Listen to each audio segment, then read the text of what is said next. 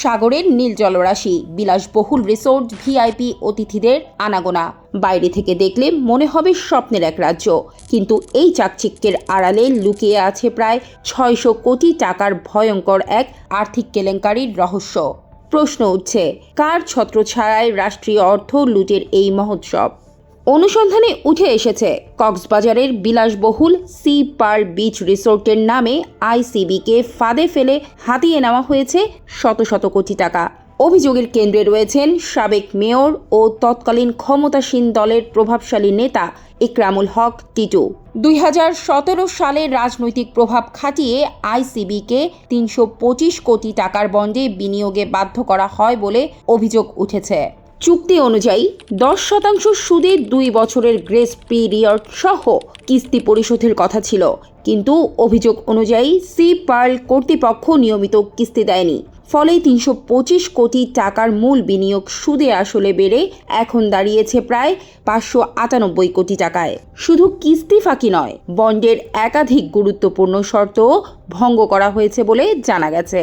20% share রূপান্তরের বাধ্যবাধকতা মানা হয়নি। ঋণের বিপরীতে সম্পদের উপর প্রথম চার্জ বা বন্ধক তৈরি করা হয়নি। এমনকি বিলম্ব সুদের শর্তও কার্যকর হয়নি।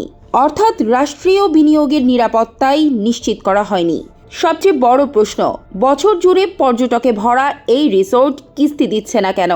আইসিবির এক কর্মকর্তা নাম প্রকাশ না করার শর্তে জানিয়েছেন, বারবার তাগাদা দিয়েও কোনো ফল হয়নি।